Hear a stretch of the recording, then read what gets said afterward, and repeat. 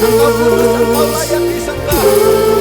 Engkau yang bertakhta dan berdaulat dalam kehidupan setiap kami.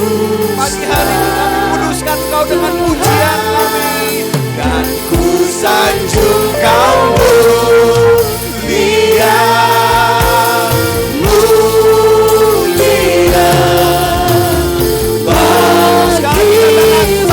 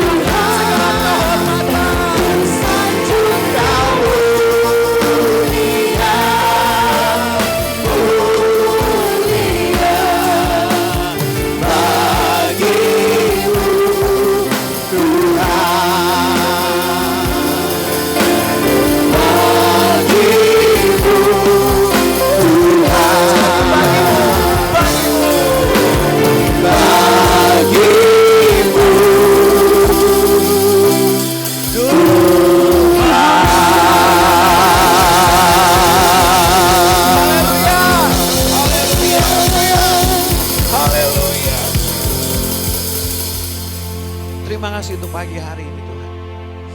Kami tahu Engkau yang berfirman di mana 2-3 orang berkumpul bersepakat. Engkau berjanji hadir di tengah-tengah kami. Dan kami tahu pagi hari ini Roh-Mu yang kudus ada di tempat ini. Kami merindukan apa yang menjadi kebenaran daripadamu menjadi bagian dari hidup kami. Oleh karena itu mari urapi kami semuanya Roh Kudus. Urapi hamba-Mu, juga semua saudara hamba yang hadir di tempat ini. Sehingga ketika firman-Mu disampaikan, kami bisa memahaminya dan hidup di dalamnya. Kami serahkan pemberitaan firman ini ke dalam tangan Tuhan.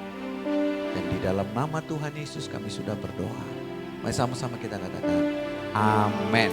Selamat pagi, silakan duduk Bapak Ibu.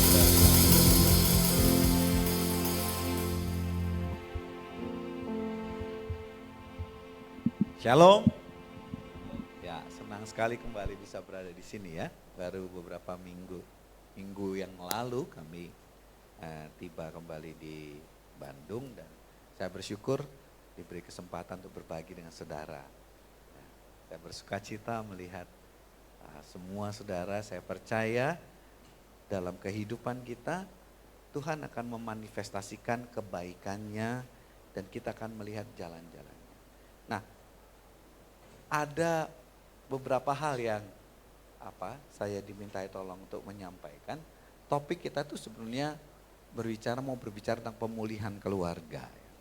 Nah, beberapa lama belakangan ini saya banyak berkecimpung di dalam pelayanan itu, ya. Dan setiba kami di sini aja ada beberapa teman yang mengatakan tolong berbicara dengan keluarga saya, dengan teman saya dan sebagainya karena mereka merasa rumah tangganya sedang ada dalam kondisi yang tidak baik-baik saja. Nah, saudara, untuk bisa memahami hal ini kita juga mesti melihat dari perspektif atau pandangan firman Tuhan tentang bagaimana sih sebetulnya hidup di dalam firman Tuhan itu.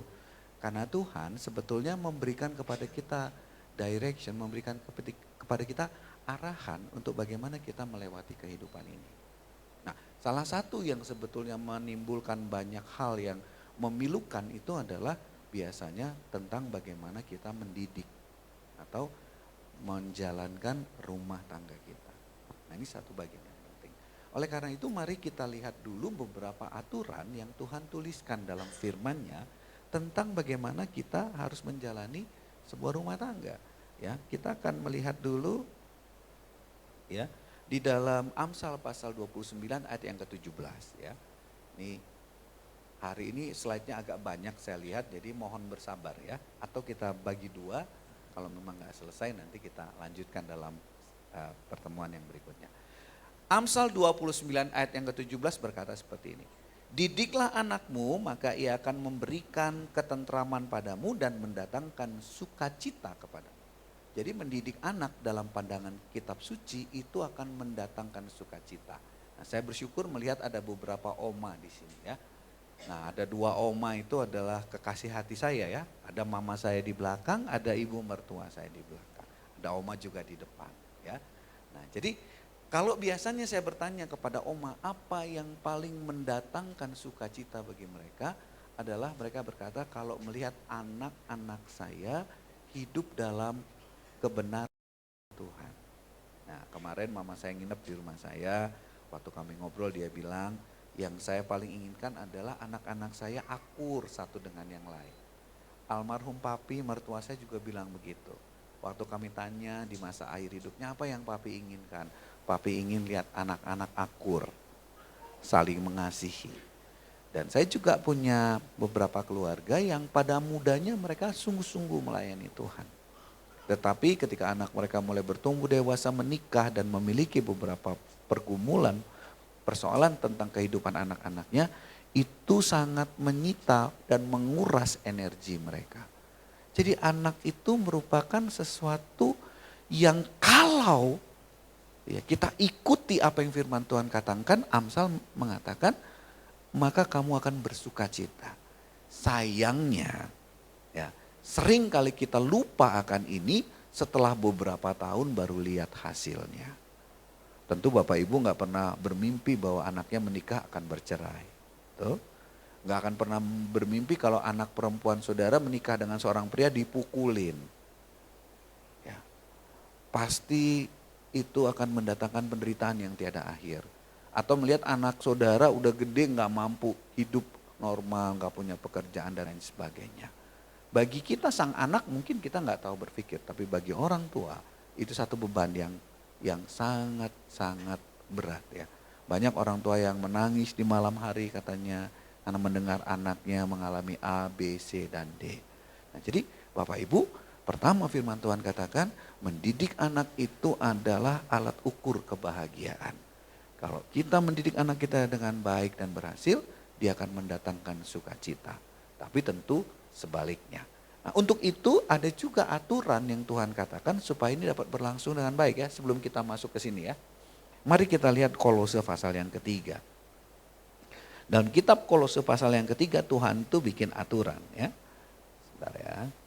Kolose pasal yang ketiga. Nah, ada beberapa aturan yang Tuhan taruh di sana tentang keluarga. Mari kita lihat bersama-sama supaya ini menjadi patokan kita masing-masing ya. Nah, di sana ada, saya ambil saja dari empat ayat ya. Dari ayat 18 sampai ke 21. Nah, ini aturannya Bapak Ibu. Mudah-mudahan belum lupa ya. Kolose pasal 3 ayat 18, hai istri-istri, tunduklah kepada suamimu sebagaimana seharusnya di dalam Tuhan. Untuk istri. Yang kedua, hai suami-suami, kasihilah istrimu dan janganlah berlaku kasar terhadap mereka. Kenapa? Ayat ini ada penjelasannya. Di 1 Petrus 3 ayat yang ke-7, mari kita lihat dulu ya. Kita lompat dulu keluar sebentar. 1 Petrus 3 ayat yang ke-7. Kenapa laki-laki nggak boleh kasar kepada istrinya? Ya. Nah, demikian juga kamu hai suami-suami, hiduplah bijaksana dengan istrimu sebagai kaum yang lebih lemah. Hormatilah mereka sebagai teman pewaris dari kasih karunia, yaitu kehidupan, supaya doamu jangan terhalang. Jadi para pria harus memahami ini, loh kenapa doa saya nggak terjawab? Ya, kenapa ada banyak hal yang saya lakukan? Nah, Tuhan berkata, suami-suami kasihi istrimu dengan cara jangan berlaku kasar terhadap mereka. Kita kembali lagi ya. Satu, dalam Kolose pasal yang ketiga tadi.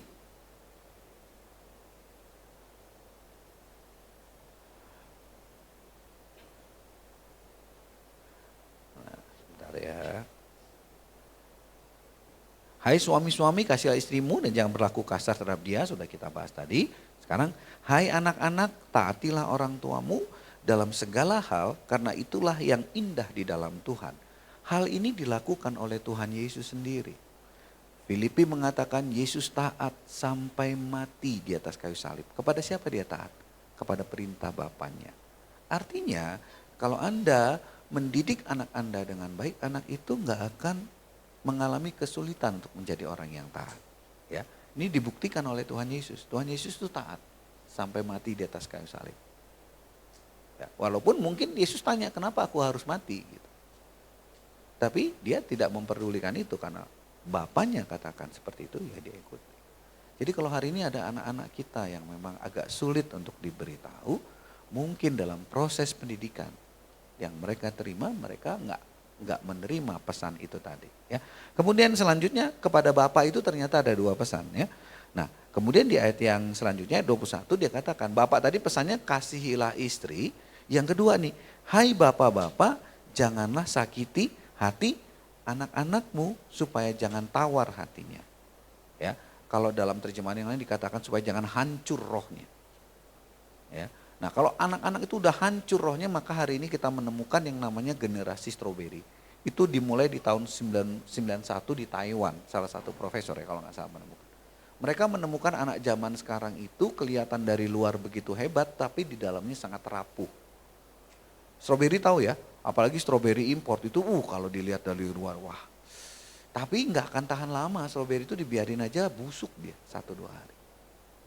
Nah demikian dengan yang terjadi dalam generasi sekarang. Beberapa waktu yang lalu ketika saya berdiskusi dengan guru kepala sekolah kami di sana, kepala sekolah SD, dia memanggil 30 murid perempuan dan 28 di antara murid perempuan itu kelas 4, kelas 6 mengatakan pernah mau bunuh diri. Coba anak SD kelas 5, kelas 6 kira-kira masalah apa sih yang mereka hadapi sampai pengen bunuh diri? SPP dibayarin, sarapan dibikinin, pergi sekolah dianterin. Apa masalah anak kelas 5 sampai kelas 6 SD?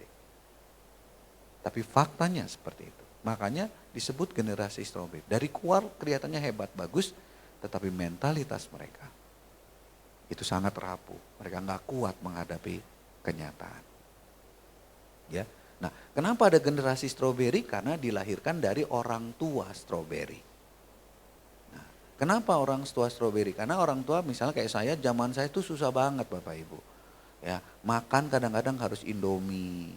Ya, kadang-kadang harus jalan kaki, saya ke persekutuan karena nggak punya ongkos. Jadi ketika saya mulai merasa cukup settle, saya nggak mau anak saya merasakan hal yang sama. Padahal jalan kaki ke persekutuan, makan tidak harus selalu yang kita bisa makan, itu cukup melatih mental seseorang. Tapi karena saya pikir dulu sakit hidup kayak gitu, saya nggak pengen anak saya merasakan hal yang sama. Makanya dilindungi dengan fasilitas, dengan kebutuhan, akhirnya dia nggak mampu. Ya, satu kali saya ngomong dengan Abi nih, menurut Abi apa sih yang papa mama lakukan ke kamu yang membuat kamu merasa kurang nyaman? Dia bilang aku ini kurang berjuang. Oh, dalam hati saya mudah kalau gitu, silahkan berjuang. Kamu nggak tahu berjuang itu sakit. Ya. Nah dia merasa papa mama cukupi semua kebutuhan aku, jadi aku nggak bisa kuat. Oke, ya kita lihat saja. Tapi saya yakin kalau kebutuhannya nggak dicukupi nanti dia juga gitu ya. Oke, nah jadi inilah dasar kenapa kita perlu belajar tentang pemulihan keluarga ya. Nah saudara tadi kita lihat bahwa sebelum kita masuk ke slide kita, saya mau mengajak Bapak Ibu juga yang mungkin nggak pernah melihat ini, pasti kaget. Nah kita lihat ya, pernikahan yang dipersatukan oleh Tuhan belum tentu selamanya sukses. Kita mulai dari Adam dan Hawa. Siapa yang mempersatukan Adam dan Hawa? Tuhan. Apa yang dilakukan Hawa? Membuat saudara dan saya berdosa. Apa yang dilakukan anak Adam dan Hawa? Kain membunuh Habel. Lihat, itu pernikahan yang dipersatukan dengan Tuhan. Kita lihat lagi contohnya, mungkin selama ini Bapak Ibu gak pernah pikir. Ya, Ribka sama siapa? Sama Ishak. Apa yang terjadi? Apakah ini keluarga bahagia?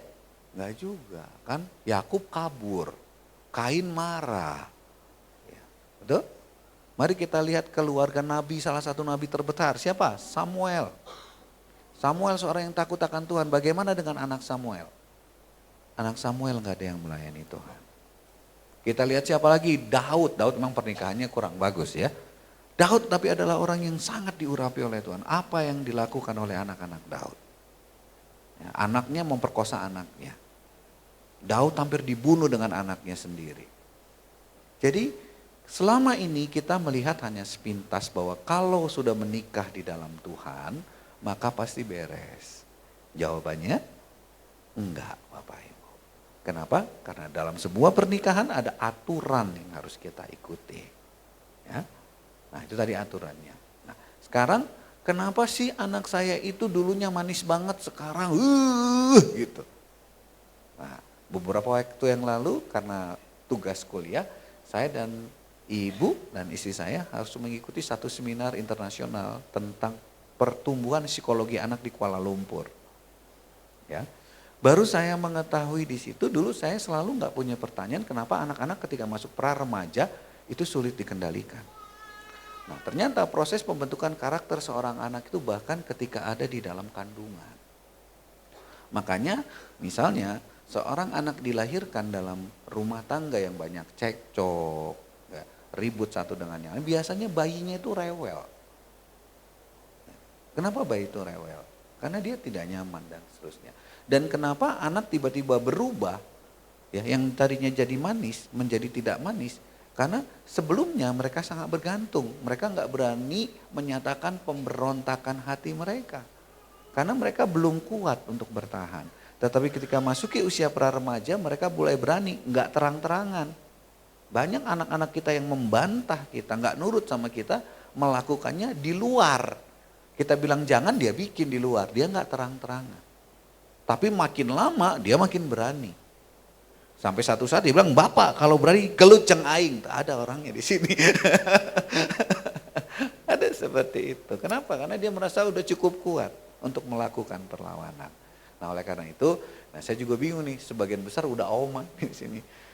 Udah senior dalam hal mendidik anak ya. Tetapi mari kita jadikan ini sebagai bahan pembelajaran untuk kita. Supaya kita memahami kenapa kita bisa seperti ini. Nanti ketika mudah-mudahan saudara bisa mengerti setelah materinya selesai, kenapa perilaku saya seperti ini. Nah mari kita lihat, yuk kita bisa. Ayo.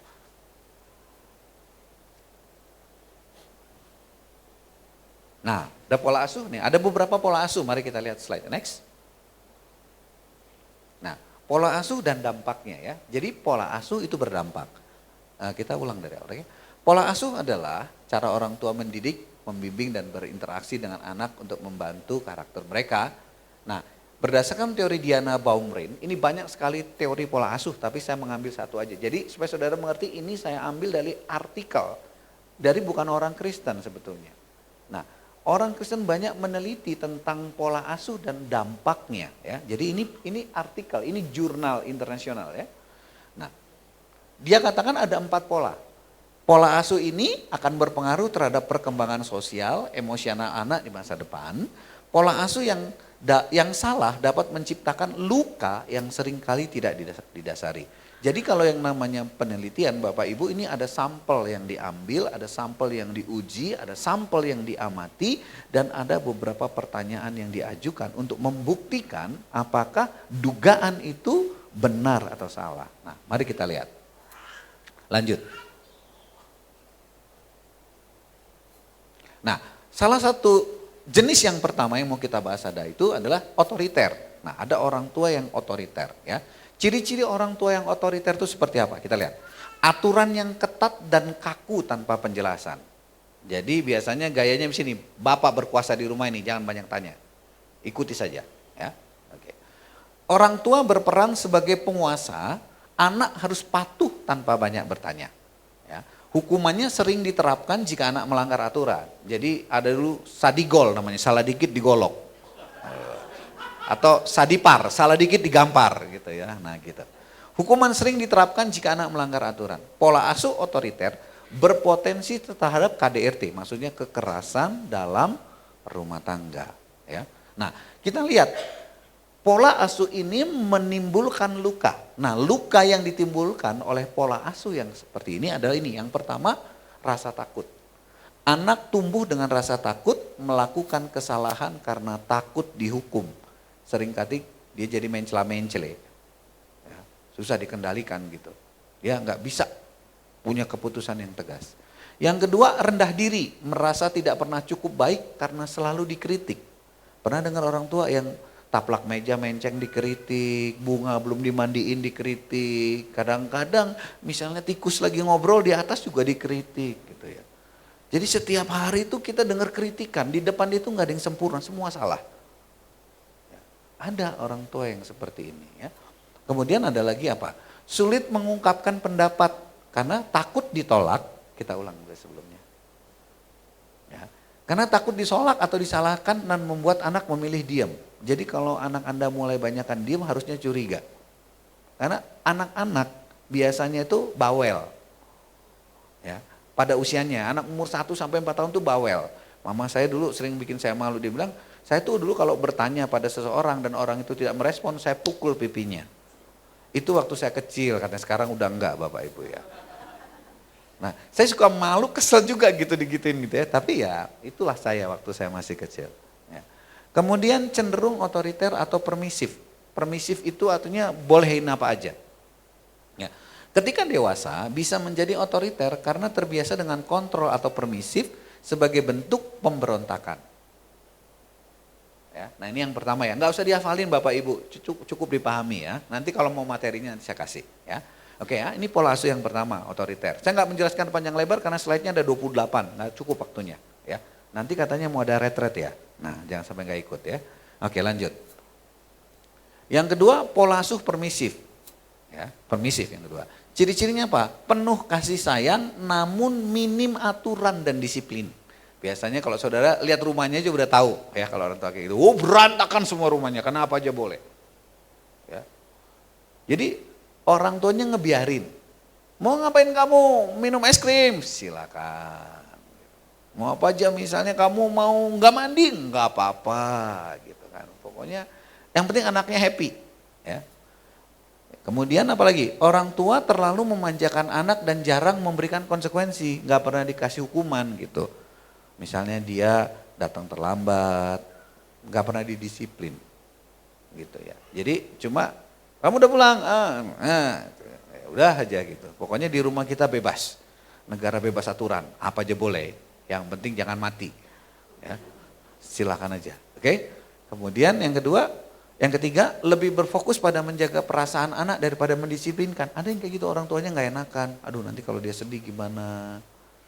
Ya, nanti kalau dia nggak happy gimana. Pokoknya yang penting itu anak, karena sayang banget sama anak. Ya. Oke, nah tapi cara seperti ini pun punya dampak. Apa itu?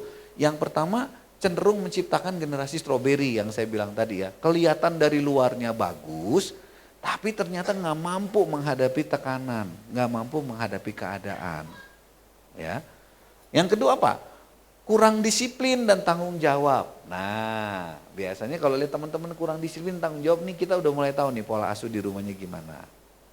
Jadi kadang-kadang dia ya itu kita datang jam 7 ya, datang jam setengah 9 sambil cengar-cengir. Halo gitu ya.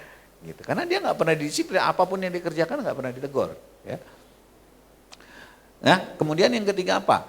Cemas yang berlebihan tanpa batasan yang jelas. Anak merasa tidak aman menghadapi dunia nyata. Jadi ketika mereka mengadu cerita, wah nah, dunia itu begitu mengerikan.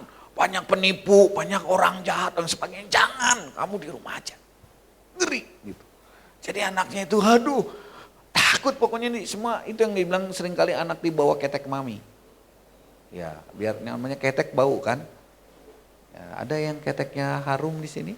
Nah, tapi kalau ada orang yang lebih senang dibawa ketek yang harum dibandingkan menghadapi kenyataan, agak lain. Oke. Kemudian apa lagi ya?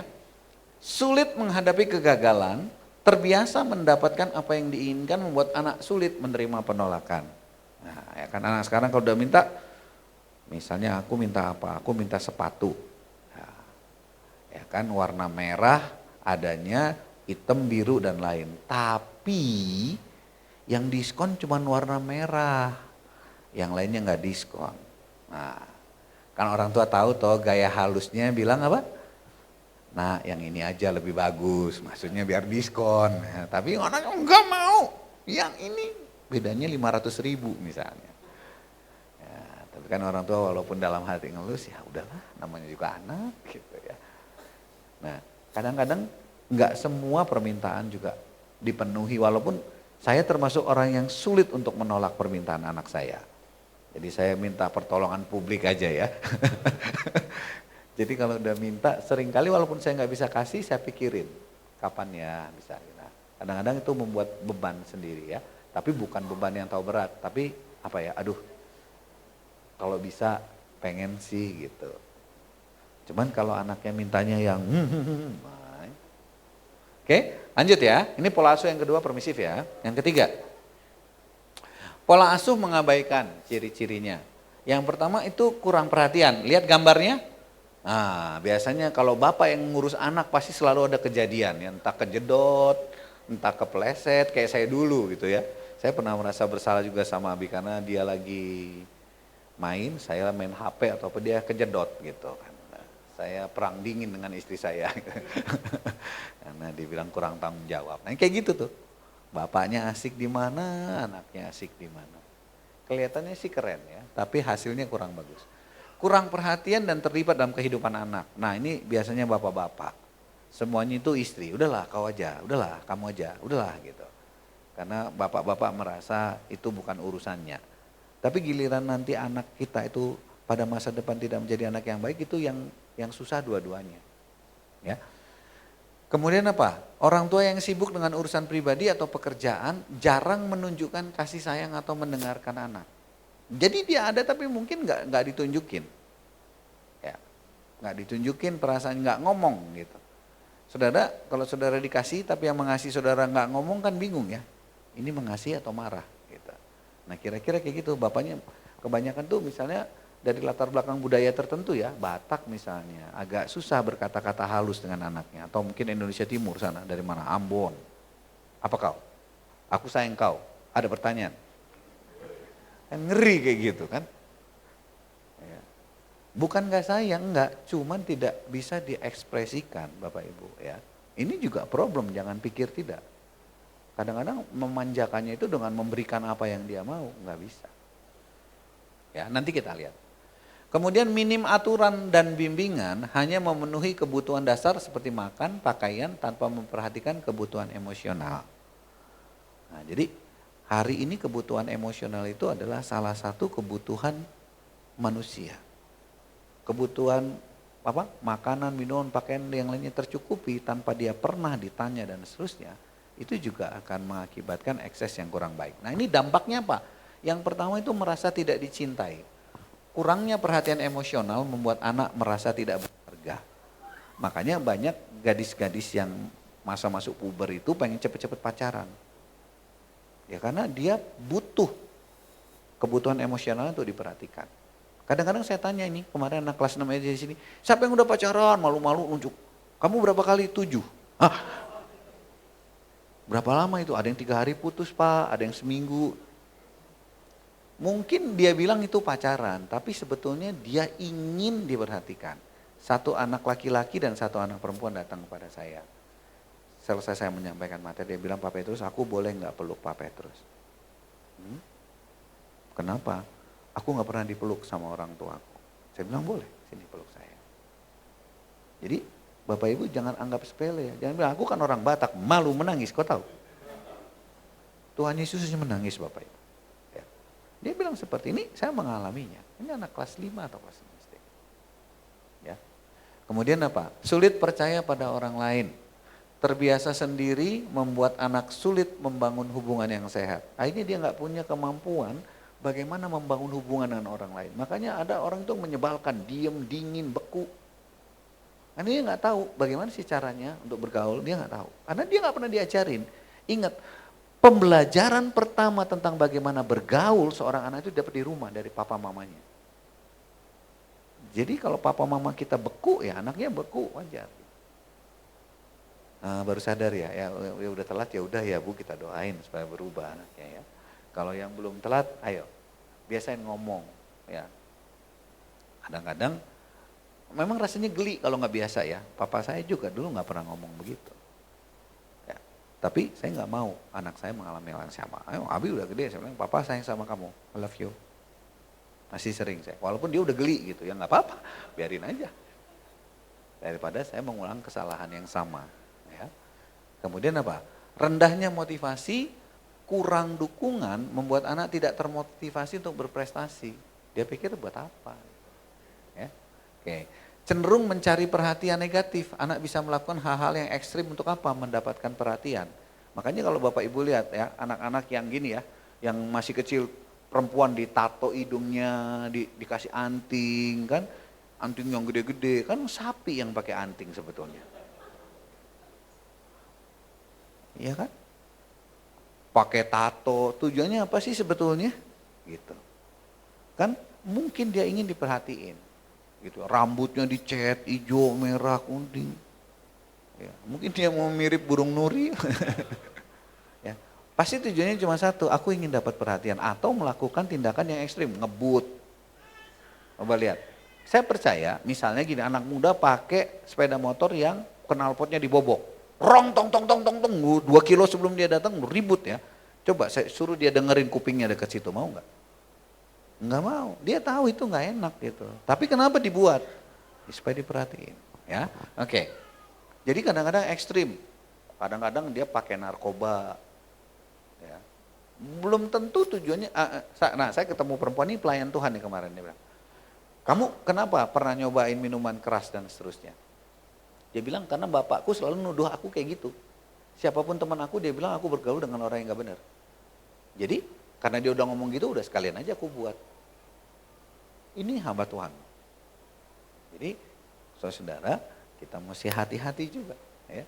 Ya, ketiga tadi itu mengabaikan ya, neglected, ya, mengabaikan tuh, nggak pernah peduli, nggak pernah ngomong. Bukan berarti di rumah nggak ada suara, nggak ada apa itu aman, belum tentu Bapak Ibu. Ya, kita lanjut. Nah, yang keempat tuh pola asuh demokratis. Ya. Seimbang antara kasih sayang dan aturan yang jelas. Demokratis itu artinya terbuka. Ya. Terbuka untuk berdiskusi dan mendengarkan pendapat anak. Ya kan? Kemudian apa lagi? Memberi kebebasan yang terarah namun tetap konsisten. Ya. Boleh kita kasih kebebasan. Ya, aku mau ini. Kalau Anda menganggap itu masih bisa dikontrol, silahkan saja tapi awasi. Gitu kan? Tinggal gitu. Jangan belum nggak boleh, bahaya. Aku mau kesini nggak bisa, bahaya, nggak dijelasin. Kenapa? Bapaknya dulu kayak gitu kelakuannya, makanya anaknya dilarang. Nah, harusnya bilang dulu tuh papa kayak gitu, ya makanya papa nggak bolehin. Tapi kalau kamu mau coba ya, bolehlah coba mau tahu gitu. Jangan narkoba ya, gitu. Banyak kan orang tua itu melarang tanpa memberikan penjelasan. Yang ini nggak boleh, itu nggak boleh, ini nggak boleh, ini nggak boleh. Kenapa? Ya misalnya. Kalau memang kita alasannya karena kita nggak punya uang, kasih tahu aja, papa nggak punya uang, kan gitu. Nah, memang nggak enak sih ngomong begitu, tapi ya mau gimana? Mendingan terus terang, ya. Kemudian dampaknya apa? Ya, memberi fokus pada pengembangan tanggung jawab dan yang kedua terbuka untuk diskusi, mendengarkan pendapat anak, memberi kebebasan yang terarah namun tetap konsisten, fokus pada pengembangan tanggung jawab dan kemandirian anak. Nah, kita lihat ya, ada di sini ya. Artinya memang kadang-kadang merepotkan, tapi itu adalah kita harus ingat itu masa transfer pengetahuan kepada keturunan kita. Momen-momen yang kita habiskan untuk mereka itu masa kita memberikan informasi dari kita. Makanya kalau udah lewat momennya percuma. Ya, ada momentum yang harus kita lakukan. Nah, dampaknya apa? Kalau kita demokratis, anak itu percaya diri, mampu mengelola emosi dengan baik, mudah beradaptasi, menghargai pendapat orang lain, memiliki motivasi internal karena merasa dihargai dan didukung. Nah, by the way, Bapak Ibu yang dikasih Tuhan, salah satu kecerdasan yang dibutuhkan untuk anak kita mampu di dunia marketplace misalnya, adalah namanya kecerdasan emosional. Nah, kecerdasan emosional ini secara pelajaran itu bisa dipelajari. Apa itu kecerdasan emosional? Pertama, mampu memahami dirinya sendiri. Ya. Yang kedua, tidak dikendalikan oleh apa yang ada dalam pikirannya. Waktu dia stres, dia itu nggak terikut, dia mampu. Yang ketiga, dia itu mampu mengenali emosi orang lain. Ada orang itu dia nggak bisa kenal. Orang lain udah bete, udah tersinggung, dia nggak bisa tahu gitu. Orang lain udah tersinggung, dia nggak bisa paham karena dia nggak punya kecerdasan emosional. Yang keempat itu memiliki perasaan empati. Empati itu memahami perasaan orang lain. Ada kan orang kalau ngomong terus dia nggak pernah berhenti. Gitu. Dia pikir semua pendengar, cuma aku sendiri yang harus didengar gitu. Nah, ini nggak punya kecerdasan emosional namanya. Walaupun orang wajahnya udah, dia tetap gitu. Pokoknya semua pendapatnya diomongin. Nah, ini nggak cerdas secara emosional. Nah, orang seperti ini menyebalkan. Ya. Saudara mau nggak kalau saudara nelpon seseorang, saudara selama setengah jam, saudara ngomong 2 patah kata, sisanya dia semua.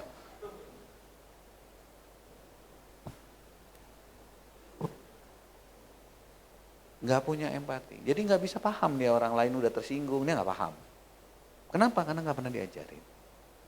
Ya, nggak memiliki empati. Yang kelima itu dia mampu mengkomunikasikan perasaannya. Jadi nggak sumbu pendek. Saudara pernah ketemu orang kalau dia dikumpulin, kurang dari 10 menit akan terjadi teriakan-teriakan. Gue udah bilang apa? Lu kagak ngerti. Wah. Ya, nggak usah. Nah, saudara bingung nggak kalau ketemu orang begitu? 10 menit dikumpulin berdua, udah langsung keluar suara-suara keras. Nah, itu biasanya kurang cerdas secara emosional. Ya. Oke, ini klip aja ya, sisipan. Next. Nah, tadi sebetulnya pola asuh yang tepat itu adalah pola asuh demokrasi. Tetapi yang firman Tuhan katakan adalah pola asuh Bapa Surgawi. Nah, kita lihat ya. Yang pertama, kasih tanpa syarat, mengasihi dan menerima anak apa adanya. Lihatlah betapa besarnya kasih yang dikaruniakan Bapa kepada kita, sehingga kita disebut anak-anak Allah.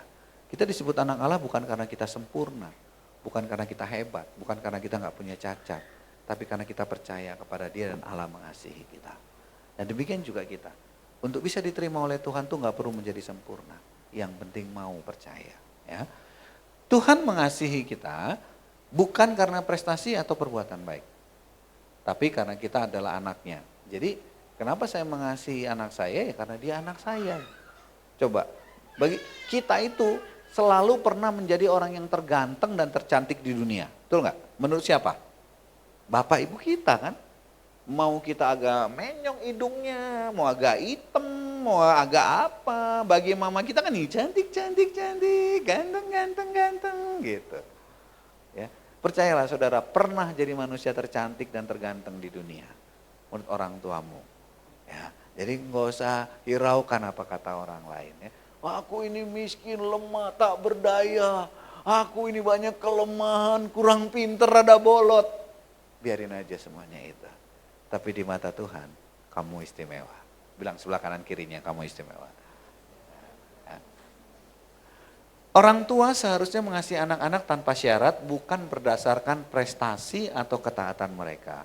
Nggak boleh, papa sayang kamu kalau kamu ranking 3. Kalau kamu ranking 10, sayangnya kurang 20%. Kalau kamu nggak naik kelas, kamu anak pungut. Nah, nggak bisa begitu ya. Kadang-kadang ada orang tua begitu maksudnya memotivasi, tapi sebetulnya mengintimidasi ya. Oke, kita lanjut. Kita agak cepat ya Bapak Ibu ya, nanti terlalu lama. Nah, yang kedua, disiplin dengan kasih, maksudnya tegas tapi penuh kasih sayang. Karena Tuhan menghajar orang yang dikasihnya dan Ia menyesah orang yang diakuinya sebagai anak. Tuhan juga menghajar Bapak Ibu yang dikasihnya ya. Kemudian kita lihat, Tuhan memberikan disiplin bukan untuk menghukum, tetapi untuk mendidik dan memperbaiki. Disiplin yang Tuhan berikan selalu disertai kasih dan pengharapan, bukan kemarahan yang meluap-luap. Tuhan tuh gak pernah emosional. Dasar bego lu ya. Gak pernah Tuhan ngomong begitu. Ya. Orang tua seharusnya memberikan disiplin dengan tujuan membimbing, bukan menghukum atau melampiaskan emosi. Ini kesel sama suami, anaknya dicubitin. Asal kamu ya, nakal kamu ya. Gitu. Padahal dia emosi sama suaminya. Gitu. Gak bisa begitu Bapak Ibu. Oke, kita lanjut. Pengajaran dan arahan yang jelas memberikan firman sebagai pedoman. Ajarlah orang muda menurut jalan yang patut baginya, maka pada masa tuanya pun ia tidak menyimpang dari jalan itu. Tuhan memberi perintah yang jelas melalui firman agar kita tahu mana yang benar, mana yang salah. Benar salah itu dipandang dari sudut firman ya, bukan dari sudut kata Bapak kita. Karena Bapak kita punya pengalaman yang berbeda dan biasanya tidak ada rumah tangga di dunia ini yang dimulai dari pendidikan. Keluarga adalah satu-satunya yang saudara dapat sertifikat lulus dulu baru jalanin. Ya. Mau jadi insinyur, sekolah dulu kan, baru dapat ijazah kan. Mau jadi tukang las, ya kan, dapat ijazah dulu baru ngelas kan. Mau jadi guru, dapat ijazah dulu buat jadi guru. Kalau mau kawin, enggak, kawin dulu baru dapat ijazah. Ya kan? Jadi artinya tidak ada rumah tangga yang memang disiapkan untuk masuki rumah tangga. Semuanya belajar. Belajarnya dari mana? Yang pertama dari bapak ibu kita. Makanya satu pola keluarga tertentu, polanya kayak gitu, dari mana orang tuanya belajar? Ya dari kakek neneknya dulu. Dulu, waktu anak saya rewel, saya cubit dia. Kenapa begitu? Dulu mama saya kayak gitu. Makanya saya lakukan itu. Dulu kalau anak saya nakal, saya kurung dia. Loh, Bapak dapat ilmu itu dari mana? Emak saya dulu gitu. Jadi semua yang kita lakukan kepada anak kita, kebanyakan coba ibu-ibu ingat lagi dengan bapak-bapak. Bukankah itu yang diajarkan oleh orang tua kita? Kita nggak sadar. Ya. Tapi itu kita lakukan. Kenapa? Jadi orang tua itu nggak ada sekolahnya. Ada nggak? Yang udah lulus sekolah jadi orang tua? Nggak ada Bapak Ibu. Ya, makanya hasilnya juga nggak jelas. Yang terakhir, aduh kenapa bisa begini gitu. Nah, oleh karena itu sebelum itu terlambat, mari kita belajar. Next. Ya. Pengampunan dan kesempatan, ya, penuh kasih karunia. Jika mengaku dosa kita, maka ia adalah setia dan adil, sehingga ia akan mengampuni segala dosa kita. Tuhan selalu memberikan kesempatan untuk bertobat dan memulai kembali. Orang tua seharusnya tidak terus mengungkit kesalahan anak, tetapi memberi kesempatan untuk memperbaiki diri. Nah, apalagi kalau yang marahnya perempuan. Ingat, waktu kamu kelas 2, kamu pecahin pas mama. Waktu kelas 3, kamu ambil uang dompet mama. Waktu kelas 4. Ini ibu-ibu jadi guru sejarah. Enggak pernah lupa. Setiap kali kita melakukan hal yang sama tuh diungkit. Bahkan ada turunan-turunannya. Bukan itu aja. Waktu kamu di sini, waktu kamu di sana. Tuhan Yesus. Jadi, aduh, si anak juga ya sudahlah. Ada istilah dulu apa? Sekali lancung ke ujian ya, seumur hidup orang tak percaya. Nah itu mamaku tuh kayak gitu. Pokoknya dia buat momen itu. Si A, tahun ini. Ingat, Tuhan kita tuh murah hati. Dia katakan, sejauh timur dari barat aku melemparkan dosamu. Jauh ke tubir-tubir laut. Aku tidak mengingatnya lagi. Ya. Boleh jadi guru sejarah di sekolah, jangan jadi guru sejarah untuk kesalahan-kesalahan yang sudah lewat dan berlalu. Yuk kita lanjut. Ya. 5, menghargai kebebasan. Ini tadi pola didik Tuhan ya, kalau saudara lupa ya. Tuhan tuh mendidik dengan cara seperti ini, ada 5 pola yang Tuhan ajarkan. Menghargai kebebasan dan pilihan, tidak memaksa tapi mengarahkan. Ya. Lihat aku berdiri di muka pintu dan mengetok, jikalau ada orang yang mendengar suaraku dan membuka pintu, aku akan masuk mendapatkannya. Jadi kalau kita buka hati kita terhadap Tuhan, Tuhan akan ajarin kita. Ya. Tuhan memberikan kehendak bebas namun disertai ajakan dan arahan yang jelas. Orang tua seharusnya memberi kesempatan anak untuk belajar membuat keputusan sendiri dengan bimbingan yang bijaksana. Kita lanjutkan lagi. 6, memperhatikan kebutuhan emosional dan rohani. Tuhan adalah gembala yang baik. Tuhan adalah gembalaku, tak akan kekurangan aku. Mazmur 23 yang sangat terkenal sekali. Ya. Tuhan memperhatikan setiap kebutuhan kita baik jasmani maupun rohani. Ya. Orang tua seharusnya peka terhadap perasaan dan kebutuhan emosional anak, bukan hanya fokus pada prestasi. Kadang-kadang ketika anak mengalami beban yang berat, jangan bilang ayo semangat, enggak. Tanya yang kamu pikirin apa nak? Ya. Yang kamu rasain apa? Kadang-kadang itu lebih membangkitkan semangat mereka daripada bilang, ayo kamu bisa, PSSI juga nggak bisa-bisa. Ya. Kita boleh aja ngomong kamu bisa, tapi kalau masalah mereka nggak diselesaikan, mereka nggak akan bisa bangkit. Ya. Itu cara Tuhan, karena dia memahami siapa diri kita. Tuhan mendidik kita dengan cara yang demikian. Kalau ukuran benar dan salah, Bapak Ibu, saya mungkin nggak bisa jadi orang yang bertobat sampai hari ini, karena saya merasa tidak layak. Karena begitu banyak hal yang salah yang saya lakukan.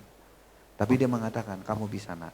Satu ketika, satu firman Tuhan yang mengubahkan saya, Tuhan bilang begini, aku berkata kepadamu, aku hambaku, dan aku tidak menolak engkau. Bapak Ibu, saya jatuh dari meja. Saya gak pernah merasa diterima oleh orang lain dengan cara seperti itu. Dia menerima saya. Dia katakan, lupain yang lalu nak, kamu anak saya. Dan selalu akan jadi anak saya. Itu memulihkan saya. Itu membuat saya percaya diri untuk berubah. Itu membuat saya percaya diri untuk menjadi orang yang lebih baik. Ya, semua kita pernah punya cerita, nggak ada yang enggak. Ya. Nah, next. Mengajarkan tanggung jawab dan kemandirian. Ya, Tuhan juga mengajarin kita bertanggung jawab. Ya, berbuah dalam kasih. Tinggallah di dalam aku dan aku di dalam kamu. Sama seperti ranting tidak dapat berbuah dari dirinya sendiri jika ia tidak tinggal pada pokok anggur. Demikian juga kamu tidak berbuah jikalau kamu tidak tinggal dalam aku. Jadi kenapa? Hari ini kita boleh argumentasi apa saja. Tapi kenapa hidup kita tidak menghasilkan buah? Cuma satu kuncinya. Karena kita nggak hidup di dalam Dia. Itu kata Tuhan. Di luar aku, kamu gak bisa berbuat apa-apa. Tuhan ingin kita tumbuh menjadi dewasa secara rohani dan tanggung jawab atas pilihan kita. Orang tua seharusnya mengajarkan anak untuk mandiri, bertanggung jawab, dan hidup dalam kasih. Ya, jadi 3 hal ini penting. Ya, mandiri, bertanggung jawab, dan hidup dalam kasih. Karena begitu cara Tuhan mengajarkan kita. Ya, lanjut. Nah, ada namanya unfinished business. Ini satu bagian yang berbeda ya. Apa itu unfinished business? Unfinished business adalah luka batin, konflik atau perasaan tidak terselesaikan antara anak dan orang tua akibat pola asuh yang melukai dari 3 pola asuh yang tadi. Ya, ini bisa berupa kata-kata kasar yang belum dimaafkan, pengabaian emosional, atau harapan yang tidak terpenuhi. Nah, Bapak Ibu sebelah kiri lihat gambarnya. Bapaknya habis marah-marah. Tuh anaknya mojok di pintu. Masih emosi bapaknya. Enggak diselesain masalahnya. Nah, ya. Tuh ya, udah lihat gambarnya ya. Mudah-mudahan bisa mewakili ya. Nah, contohnya anak yang merasa diabaikan secara emosional oleh orang tua mungkin menyimpan rasa kecewa yang mendalam dan merasa tidak pernah cukup baik. Dampak ke anak itu memang aku jelek. Memang aku bodoh, memang aku beda dengan anak yang lain. Memang aku nggak bisa apa-apa gitu. Orang tua berpikir aku marahin kamu karena kamu salah. Tapi anak berpikir sebaliknya. Aku ini memang nggak diharapin, aku ini emang nggak dihargain. Papa, mama itu nggak pernah sayang sama aku. Beda kan? Ya. Bedanya apa? Pengertiannya beda. Kita orang tua berpikir itu yang terbaik yang saya bisa buat kamu. Anak nggak berpikir seperti itu. Maka jadilah namanya unfinished business. Ya. Luka yang nggak diselesaikan. Ya.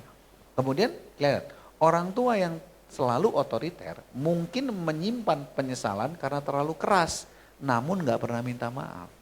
Biasanya orang tua itu ada rasa nyesel, cuma itu tadi kan gengsinya tinggi, nggak ada pernah bilang maaf, papa salah ya, papa salah sangka, papa berlaku tidak bijaksana terhadap kamu, nggak pernah. Saya pernah punya persoalan dengan anak saya waktu dia kelas SMP kalau nggak salah. Waktu itu dia suka main game, tidurnya malam. Ya, saya udah kasih tahu, ya jangan main game. Tapi dia tetap aja main game. Akibatnya saya nggak nanya dia lagi, saya putusin internetnya. Dalam hati saya, mati kau. Biar kau tahu siapa yang berkuasa di rumah ini. Nah, dia mau bicara berapa hari. Istri saya mulai bilang, "Pah, anakmu bermasalah." Datengin dia. Dalam hati saya, kok enak? Saya udah kasih tahu peringatan 1, peringatan 2, peringatan 3, sampai peringatan tak terhingga. Nah, saya nggak mau. Tapi setelah saya lihat, waduh, ini kacau ini ke depan. Nah, saya datang sama dia, saya bilang, saya peluk dia, saya bilang, "Papa minta maaf." Dalam hati gue, siapa juga yang salah? Tapi itu menyelesaikan masalah kami. Sejak itu dia nggak pernah, ya saya nggak tahu ya, tapi bagi saya dia udah nggak main lagi dan nilainya baik, dia bisa masuk universitas yang baik, ya pikir saya sudah selesai. Tapi sampai hari ini kalau ditanya, bukan salah gua. Gitu. Tetapi saya pikir kita mau yang gimana? Mau perasaan saya yang benar atau mau anak saya pulih? Ya, saya pilih anak saya pulih. Nah, kadang-kadang orang tua yang nggak mau selesaiin itu jadi unfinished business. Nah, ini satu contoh ya. Supaya Bapak Ibu ngerti, saya juga bukan orang yang sempurna. Saya juga punya persoalan dengan anak saya. Tapi saya belajar untuk mau menyelesaikannya. Oke? Jadi kadang-kadang itu. Mungkin masalahnya sederhana aja. Tapi kalau itu unfinished business itu satu luka yang tidak akan pernah terselesaikan sampai diselesaikan. Namanya juga unfinished, persoalan yang nggak diselesaikan. Ya, oke, lanjut. Dampaknya dari unfinished business itu apa? Yang pertama, jarak emosional. Komunikasi yang kaku hanya membahas hal-hal formal tanpa sentuhan emosional. Saya mau tanya, Bapak Ibu pernah bisa ngobrol dengan anak saudara lebih dari 5 menit? Kalau nggak pernah 5 menit lebih, ya coba ditanya apa penyebabnya. Dulu nggak bisa, tapi hari ini kami bisa ngobrol bukan hanya menit, jam. Kami bisa menikmati liburan bareng, pergi bersama. Ya, walaupun saya sering diinjak sama istri saya kakinya. Dengerin anakmu. Iya. Begitu. Kan orang saya itu kan tipenya maunya nasehat. Dia baru ngomong 10 kata, saya udah mau nasehat lagi. Diinjak sama istri saya. Dengerin anakmu. Ya, saya juga perlu berkali-kali. Namanya bapak itu bukan nggak sayang, tapi saya tuh nggak pengen dia mengalami kesalahan. Tapi nggak seperti itu caranya Bapak Ibu. Ya, dengerin. Nah itu, saya kasih tahu aja kan. Saya juga sering diinjak kakinya. Pokoknya saya tahu istri saya itu kalau udah glutak, kadang-kadang ketahuan. Saya langsung diem. Tapi hari ini saya udah bisa sedikit lebih baik lah. Udah bisa mendengar sedikit lebih banyak. Tapi sebelumnya saya perlu bertahun-tahun untuk belajar mendengarkan Bapak Ibu. Itu masalah buat saya, ya. Mungkin karena pengkhotbah juga ya. Nah, jadi ya itu, maksudnya saya pun mengalami, bukan ini saya ceritakan karena saya juga orang tua yang sedang belajar. Ya. 2 rasa marah yang terpendam. Kita lihat tuh. Anak sering merasa kesal tanpa alasan jelas saat berbicara dengan orang tua. Atau kadang-kadang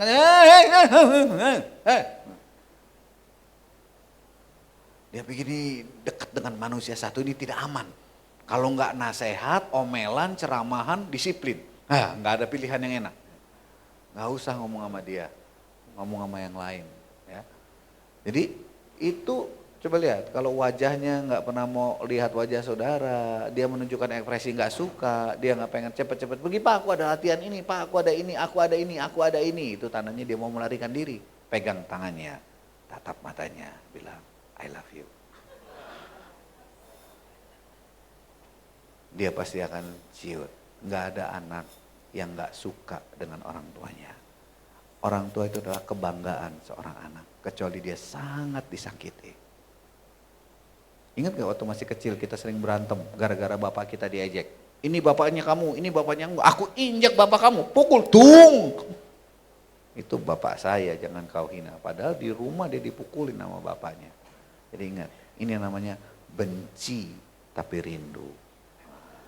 Ya, benci tapi rindu. Nggak ada orang tua yang nggak sayang sama anaknya. Caranya yang kadang-kadang beda. Ya. Tapi kalau kita udah tahu caranya salah, belajar dari saya Bapak Ibu. Ini ada anak saya berani cerita ini di depan Bapak Ibu semua. Karena saya sudah selesaikan. Nah, silakan lihat reaksinya. Ya. Saya belajar untuk menyelesaikannya. Ya. Sulit mengampuni dan terus mengungkit masa lalu. Anak atau orang tua terus mengungkit kesalahan masa lalu, tanpa pengampunan, luka batin akan terus terbuka dan menyakitkan. Kebanyakan tuh kayak gitu Bapak Ibu. 78% keluarga muda itu punya persoalan dengan anaknya yang tidak diselesaikan. Dan itu yang menyebabkan anak-anak pergi dan kabur dari rumah. Nggak mau dengar. Ya. Hubungan yang pura-pura harmonis. Di depan orang kita gandengan tangan. Kalau tidak, ya. Tanpa akrab di depan orang lain tapi dingin dan canggung saat berdua. Kalau ada apa-apa aku bingung mau ngomong apa gitu. Atau dia ngeliat ke bawah aja, udah Pak, udah. Nah, saudara, kapan saudara terakhir dapat pelukan dari anak saudara?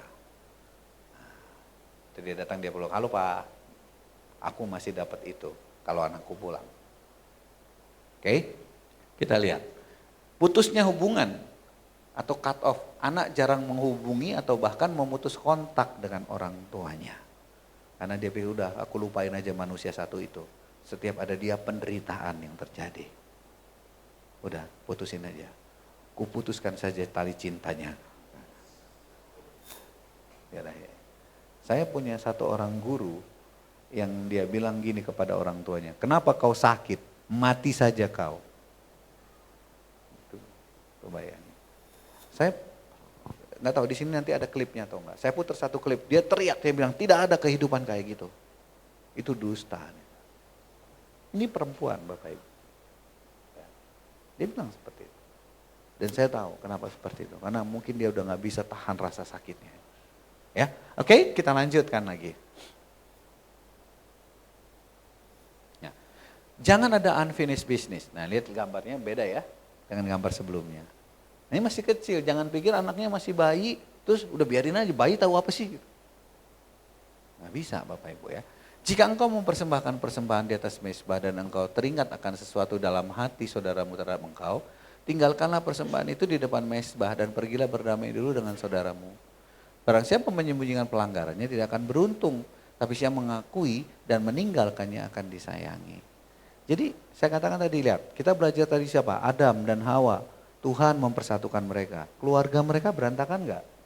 Berantakan. Ribka sama siapa? Sama Ishak. Mereka siapa yang mempersatukan? Tuhan. Bagaimana anak mereka? Yakub sama Ishak, ya, sama siapa? Esau nggak akur. Ya. Dua suami istri jadi berdua, yang satu pilih anak satu, yang satu pilih anak satu. Ya. Siapa lagi? Samuel, nabi ngajar di mana-mana, anaknya nggak ada yang melayani Tuhan. Jadi pernikah dan pernikahan Kristen dan kedua orang tuanya mengasihi Tuhan belum cukup untuk kita bisa mendidik anak kita. Jadi firman itu kalau tidak dilakukan tidak ada gunanya, hanya sebuah pengetahuan. Ya Bapak Ibu. Nah kadang-kadang kita ngerasa saya kan udah pengkhotbah, saya udah sampaikan firman. Nggak bisa Bapak Ibu. Ya. Firman terus dijalani. Contoh seperti ini. Ya, jangan kamu khawatir akan apa yang kamu makan, apa yang kamu minum, apa yang kamu pakai. Karena itu dicari para penyembah berhala. Tuhan akan mencukupkan. Carilah dulu kerajaan, semuanya akan dicukupkan. Pernah saudara pelajari masuk dalam kebenaran firman itu? Kalau saya tanya, Bapak lebih takut mana? Nggak kenal Tuhan atau nggak punya uang? Mau lebih takut mana? Nggak punya uang atau nggak punya Tuhan? Semua orang kan bilang nggak punya uang kalau dia jujur. Nanti bayar token pakai apa? Naik Gojek pakai apa? Beli beras pakai apa? Kalau nggak ada uang nggak bisa makan, nggak bisa minum, nggak bisa pergi. Kalau nggak kenal Tuhan ya Tuhan nggak kenal aja sama kita, cuma gitu kan konsekuensinya. Makanya banyak orang akhirnya murtad Bapak Ibu. Karena firman Tuhan itu bukan cuma untuk dibaca atau dihafal atau bahkan dimengerti. Saudara bisa menjelaskan tafsiran firman Tuhan dari berbagai jenis kitab suci. Ya. Saudara bisa menyembah dalam roh dengan begitu hebat. Tapi kalau nggak pernah belajar taat, saudara tidak pernah mengerti bahwa firman itu iya dan amin. Nggak bisa Bapak Ibu. Ya, firman itu harus dilakukan. Bukan dibahas, bukan dikaji. Bahkan bukan cuma untuk dimengerti. Ya. Saya 6 tahun hidup tanpa pekerjaan. Nggak punya pekerjaan apa-apa. 6 tahun Tuhan cukupkan kebutuhan hari demi hari. Kenapa? Karena saya percaya Tuhan itu hidup. Dan saya bisa bersaksi. Matius pasal 6 yang berkata, ya, jangan cari jangan kamu khawatir apa yang kamu makan, apa kamu yang kau pakai. Saya 6 tahun hidup seperti itu. Dan saya tahu Tuhan itu hidup. Karena saya nggak punya uang untuk makan dan minum. Tapi saya nggak pernah kelaparan. Jadi kalau saudara mau dapat firman Tuhan, jangan cuma baca, dengar, renungkan, bahkan mengerti. Masuk di dalamnya. Jalankan firman. Oke, lanjut. Jangan ada unfinished business. Nah, kesimpulan kunci pemulihan keluarga adalah pertama, komunikasi nggak bisa diganti dengan kompensasi. Seperti tadi, saudara udah bersalah nih. Biasanya ada orang tua begitu dia bersalah, dia bilang, kamu mau beli apa nak? Beli sepatu boleh, beli sepeda boleh. Yang dia tidak lakukan, maaf, papa atau mama udah menyakiti hati kamu dan papa mama salah. Itu nggak bisa diganti Bapak Ibu. Saudara mau beliin dia mobil baru, mau beliin gadget baru, mau beliin apa, tidak akan pernah bisa menyembuhkan luka. Ya, karena Tuhan katakan, selesaikan. Ya. Kemudian apa? Selesaikan semua unfinished business. Nggak ada salahnya kok. Saudara lebih pilih mana? Harga diri saudara tetap terpelihara atau anak saudara hilang? Gengsi dong saya minta maaf. Saya ini kepala rumah tangga, bapak rumah tangga. Kalau saya nggak kerja kau nggak makan. Betul memang. Saudara memang orang hebat di rumah. Tapi itu tidak berarti saudara boleh menyakiti hati anak saudara. Sakit hati tetap sakit hati, nggak ada hubungannya dengan itu. Ya. Nah, pengampunan adalah satu-satunya jalan untuk merekatkan kembali hubungan yang telah retak. Jadi nggak ada jalan lain Bapak Ibu. Dan tadi kita lihat bahwa ini tadi materi yang saya sampaikan itu adalah hasil penelitian dari Dr. Brown. Ya. Dan itu diteliti menggunakan banyak banyak contoh atau banyak apa sih istilahnya itu, sampel, menggunakan ratusan sampel. Jadi bukan 1-2 orang. Dan dia menyimpulkan bahwa pola asuh yang tidak tepat menimbulkan luka yang menyebabkan anak berperilaku tidak sehat. Alkitab mendukung itu. Saya bersyukur riset-riset yang terbaru yang dilakukan oleh banyak para ahli itu semakin menegaskan bahwa Alkitab kita menyatakan hal yang benar. Hanya dia tidak mendeskripsikannya secara seperti tulisan-tulisan ilmiah. Saya bersyukur untuk itu.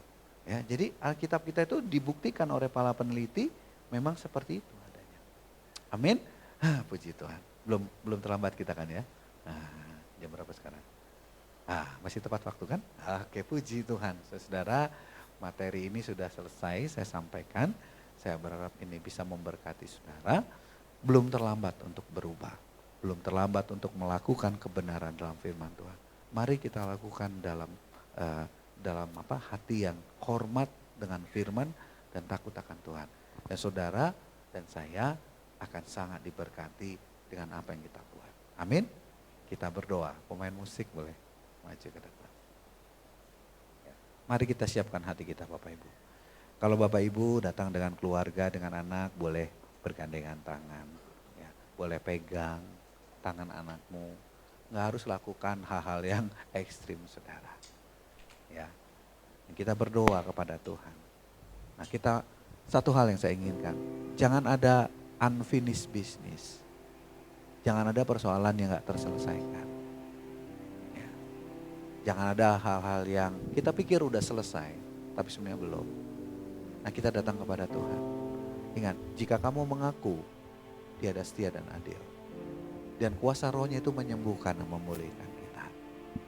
Kalau saudara merasa bersalah gak ada anakmu, istrimu di sini. Ya, doa buat mereka. Ya. Kita katakan sekali lagi semua baik, semuanya baik, semua baik. Kita siapkan hati kita Bapak Ibu.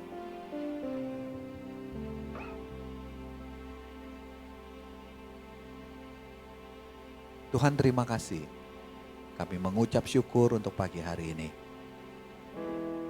Kami percaya bahwa apa yang Tuhan firmankan itu sungguh menolong dan mengubah hidup kami. Dan kami gak mau pulang dari ibadah kami siang hari ini tanpa Tuhan menyelesaikan seluruh unfinished business yang pernah terjadi di antara kami, suami dan istri, orang tua dan anak, sesama rekan pelayanan. Karena kami tahu itu melukai dan membuat kami gak efektif Tuhan. Tolong kami menikmati kasih-Mu siang hari ini. Mari kita naikkan pujian ini. Katakan semua baik. Semua baik, semua baik. Apa yang telah Kau perbuat di dalam hidupku. Katakan semua baik, semua baik, sungguh teramat baik. Kau jadikan hidupku berarti.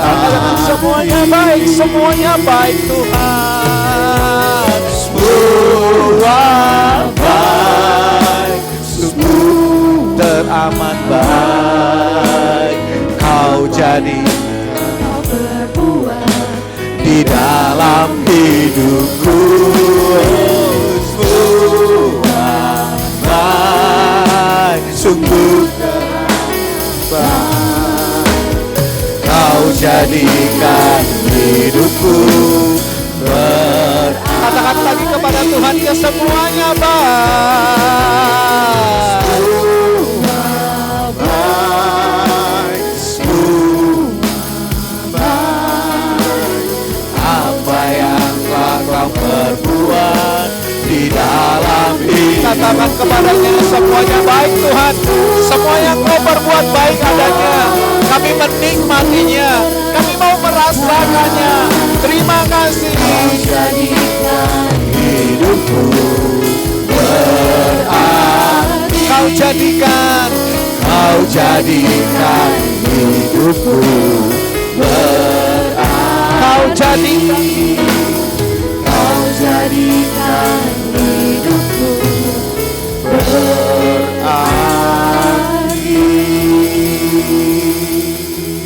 Tuhan, hamba-Mu berdoa untuk setiap keluarga, setiap rumah tangga, setiap anak yang hadir hari ini siapapun kami. Hari ini seluruh unfinished business yang pernah terjadi di antara kami mau itu diselesaikan. Kami mengampuni orang yang menyakiti hati kami. Karena Kau berfirman, jikalau kami tidak mengampuni, Kau tidak bisa mengampuni kami. Mari Roh Kudus, Kau yang melembutkan hati kami. Diselesaikan semuanya. Kami mengampuni, kami diampuni. Dan hati kami disembuhkan. Terima kasih Tuhan Yesus. Mari jamah setiap kami. Haleluya. Semua baik, semua baik. Apa yang telah Kau perbuat di dalam hidupku. Katakan semua baik, semua baik, sungguh teramat baik. Kau jadikan hidupku berarti. Kau jadikan hidupku berarti. Kau jadikan hidupku berarti. Berkemuliaan buat Tuhan kita. Terima kasih Tuhan, terima kasih Bapak setiap firman yang disampaikan Tuhan. Biar yang Kau terus memberkati hamba-Mu Tuhan. Biar banyak yang baru, anggur yang baru terus tercurah untuk hidup hamba dan keluarga Tuhan. Terima kasih Bapak, bisa memberikan persembahan Tuhan.